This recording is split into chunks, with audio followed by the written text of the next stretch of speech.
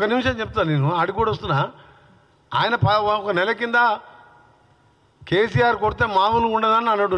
నెల రోజుల కింద నేను ఆ రోజే చెప్పిన, కొట్టడం అంటే ఏందో నువ్వు నాకు అర్థమైంది అని చెప్పి ఆ రోజు కూడా నేను ప్రెస్ మీట్ చెప్పినా, నువ్వు కొట్టాలంటే నీకంటే డబల్ ఉన్నాం మేము, కానీ మాకు అలాంటి అవసరం లేదు, మేము చెప్పిన పనులు చేసుకుంటూ పోతామని చెప్పిన. నిన్న వచ్చి కాంగ్రెస్ పార్టీ గ్రాఫ్ తగ్గిందంట. అసలు 15 నెలల ఓనుకన్నా కనబడ్డావా? ఎర్రవల్లి నీ గ్రామస్తులు నీ ఫామ్ హౌస్ ఉన్న పక్క ఊరోనికి అపాయింట్మెంట్ ఇచ్చినవా? నీకు కాంగ్రెస్ గ్రాఫ్ తగ్గింది ఎట్లా తెలుస్తుంది? ఏదైనా ఊరికి పోయినావా? ఏదైనా ఆర్టీసీ బస్ స్టాండ్ పోయి అక్కా చెల్లెలను అడిగినావా? 2 లక్షల రుణమాఫీ తీసుకున్న రైతు దగ్గరికి పోయినావా? ఇవాళ నువ్వు ఆపేసిన ప్రాజెక్ట్ ఎస్ఎల్బిసి సొరంగం పాలమూరు ప్రాజెక్టులకు టెండర్లు పిలిచి 80% 70% మా ప్రభుత్వంలో పూర్తి ఆగిపోయిన పనులన్నీ కూడా పూర్తి చేసుకుంటూ కొడంగల్ లాంటి నారాయణపేట దేవరగ అలాంటి ప్రాంతాలకు నీళ్ళు ఇచ్చే కార్యక్రమం చేస్తూ ఆ ప్రాజెక్టుని మొదలు పెడుతున్నాం. నిరుద్యోగుల కోసం స్కిల్ యూనివర్సిటీ కాదు, 56,000 చిన్న చిన్న కారణాలతో నువ్వే కోట్ల కేసులు వేయించి వాళ్ళకి అపాయింట్మెంట్ ఆర్డర్లు ఇవ్వకపోతే 12 నెలల కింద ఆర్డర్లు ఇచ్చి 1 సంవత్సరంకి వెళ్ళి జీతాలు ఎత్తుకుంటున్నావు, ఉద్యోగాలు చేస్తున్నావు. ఏమైనా అంటే అన్నీ మేమే రెడీ చేసి పెట్టినాం, అన్నీ రెడీ చేసి పెడితే నీకు ఆర్డర్ ఇస్తానికే నీకు టైం లేదా? నీకు అప్పుడు అన్నీ సాల్వ్ చేసుకుంటూ ముందుకు పోతుంటే ఈ ప్రభుత్వాన్ని నిన్న ఆయన మాట్లాడుతూ గ్రాఫ్ తగ్గిందంట. గ్రాఫ్ తగ్గిందంటే ఏంది? ఇట్లా మర్డర్లు చేపించి ఇలాంటి హత్యా రాజకీయాలు చేపించుకుంటూ నీ కొడుకు నీ పేరు ఆ పేరు డైరెక్ట్ వాళ్ళ బిడ్డే చెప్తుంది కదా, ఇక చాలా అప్రూవ్. ఇంకేం కావాలి మీకు? అందుకనే మీ ఒకటే చాలా బాధ ఉదయంతో చెప్తున్నాం. మీ ఎమ్మెల్యేలను కానీ మినిస్టర్లను కానీ సామాన్య ప్రజలంతా కూడా ఇవాళ దాన్ని మీరందరూ కూడా చూసిండ్రు. ఈ పార్టీ మేము వచ్చినప్పటికెళ్ళి వచ్చిన 2వ రోజు 3వ రోజుకెళ్ళి మా మీద ఈ గవర్నమెంట్ ఉండదు ఈ గవర్నమెంట్ ఉండదు అంటే ప్రజా పోరాటాలు మా తప్పప్పులు చూసి పోరాటం చేసి ప్రతిపక్ష నాయకుడు అసెంబ్లీకి వస్తాడేమో అనుకున్నాం. ఒక్కసారి అసెంబ్లీకి రాలే, ఫామ్ హౌస్లో ఒకసారి నిన్న ఒకసారి కనబడ్డాడు. ప్రతిపక్ష నాయకుడు అంటే ముఖ్యమంత్రి తర్వాత ఎక్కువ బాధ్యత ఉన్న నాయకుడు ప్రతిపక్ష నాయకుడు.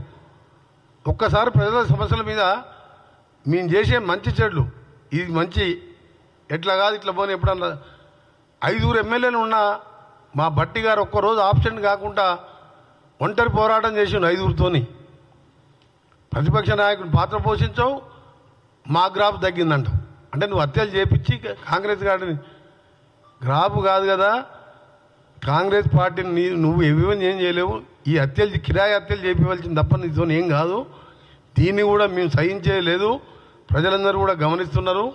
ఒకటే చెప్తున్నా మీకు, మళ్ళా వెంటనే మీ పార్టీ ఎక్స్ఎమ్మెల్యే అయిన గండ వెంకటరామనాయుడుతో పాటు మా ముఖ్యమంత్రి గారికి మేము కూడా కోరుతాం. మంత్రిగా ఉన్నా మా ముఖ్యమంత్రి గారిని కూడా దీన్ని వారు కూడా సీరియస్గా తీసుకుంటారు. ఎందుకంటే ఎట్టి పరిస్థితుల ఆ రోజు కలెక్టర్ మీద దాడి చేసిన కేసులో కూడా ఏ విధంగా జరిగిందో, ఎన్నిసార్లు ఫోన్ మాట్లాడుకుందో, ఎట్టి పరిస్థితులు వదిలిపెట్టే ప్రసక్తి లేదు. ప్రభుత్వం చాలా స్ట్రిక్ట్గా వ్యవహరిస్తుంది. మళ్ళా కూడా రిక్వెస్ట్ చేస్తున్నాం, సిబిసిఐడి ఎంక్వైరీ చేసి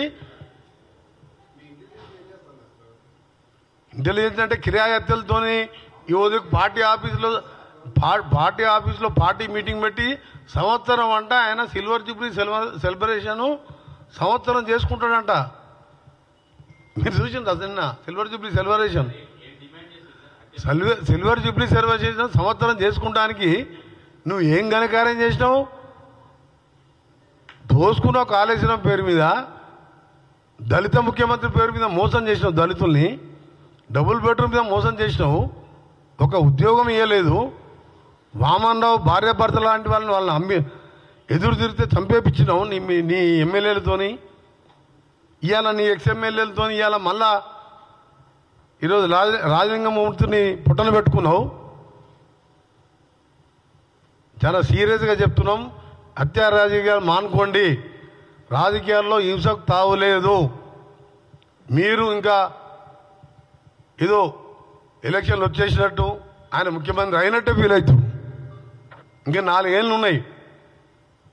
నువ్వు 6 నెలల తర్వాత ఓడిపోయిన తర్వాత 6 నెలలు ఫామ్ హౌస్లో పండుకొని పార్లమెంట్ ఎన్నికల్లో మొత్తం తిరిగినావు కదా, ఊరూరు తిరిగినావు కదా, మరి ఎందుకు 16 సీట్లలో గుండు సున్నా వచ్చింది నీకు? నీ గజ్వేల్లో కూడా మైనస్ వచ్చింది కదా, నీ కొడుకున్న సిరిసిల్ల కూడా 6,000 మైనస్ వచ్చింది కదా, సిద్దిపేటలో కూడా ఆడికాడికే వచ్చినాయి ఓట్లు ఈక్వల్గా. ఎంక్వైరీ చేయాలి, సిబిసిఐడి ఎంక్వైరీతో పాటు 24 అవర్స్లోనే క్లియర్గా నిందితులని వాళ్ళ భార్యనే అందరి ముఖం ప్రజల ముందర వేలాది మంది సమక్షంలో చెప్పింది కాబట్టి ఇమీడియట్గా అరెస్ట్ చేయాలనే మా డిమాండ్తో పాటు కేసీఆర్కి చెప్తున్నాం, నువ్వు చరిత్ర ఈనుగా మిగిలిపోతావు. ఆ రోజు దొంగ దీక్షలు చేసి తెలంగాణ నువ్వు తెచ్చుకున్నట్టు దళిత ముఖ్యమంత్రి అని చెప్పి లక్షలు దోసుకున్నావు. ఇవాళ అమాయకులైన దోపిడి ఎదిరించి కోర్టులో కొడుతున్న వాళ్ళని మర్డర్ చేపిస్తున్నావు. దీనికి తప్పకుండా దేవుడు ఉన్నాడు, పైన ప్రజలు ఉన్నారు, ఇలాంటివి మానుకోమని చెప్పి మీ స్వచ్ఛందంగా మీ ఎక్స్ఎమ్మెల్యేని సరెండర్ కమ్మని, దాంతోపాటు మా ముఖ్యమంత్రి గారిని కూడా కలుస్తాం. మా ముఖ్యమంత్రి గారు ఆల్రెడీ దీన్ని ఇంటెలిజెన్స్ కానీ పోలీసు వాళ్ళు చట్టం దాని పని దాన్ని చేసుకుంటుంది. ఇవాళ మేము డిమాండ్ చేసేది ఒకటి కాదు, 2 కాదు, కలెక్టర్నే ఏకంగా కలెక్టర్ని కూడా మర్డర్ చేయడానికే పోయిండ్రు మీరు. కేసీఆర్ మీద కేసు వేస్తే వాడిని చంపేసిండ్రు రాజలింగమూర్తిని. అంటే ఏం చేద్దాం అనుకుంటారు మీరు తెలంగాణని? తప్పకుండా కఠినమైన చర్యలు తీసుకొని ఎంత పెద్దవారు ఉన్నా సరే శిక్షిస్తాం. మేము రేపు పొద్దున ముఖ్యమంత్రి గారు కూడా దీని మీద ఇప్పటికే డీటెయిల్గా ఎంక్వైరీ, రాత్రికి వెళ్ళి ఎంక్వైరీ కూడా నడుస్తుంది. ఇప్పుడు వాళ్ళ భార్య బిడ్డ వాంగ్మూలం కూడా ఇచ్చింది కాబట్టి దోషులను వెంటనే అరెస్ట్ చేసి కఠినంగా ఫాస్ట్ ట్రాక్ కోర్టుపై శిక్ష పడేలా చేయాలని మా డిమాండ్. దాంతోపాటు ఈ దోపిడీలో కూడా వీళ్ళు జైలు పోవడం ఖాయమని చెప్పి మరొకసారి మీ ద్వారా తెలియజేస్తూ, తెలంగాణలో అలాగే రాజకీయాల్లో హింసకు తావులేదు. మీరు దమ్ముంటే మీరు చేసిన పనులు చెప్పుకోండి. మేము 15 నెలల్లో చేసిన పనులు చెప్తున్నాం. చేయబోయే 45 నెలల్లో చేయబోయే పనులు చూసి ఎవరు గెలుస్తారో ప్రజలు నిర్ణయిస్తారు. తప్పకుండా కాంగ్రెస్ పార్టీ ఉంటే నువ్వు ఎన్ని హత్యా రాజకీయాలు భయపడేది లేదు, కానీ అమాయకులను చంపడం మాత్రం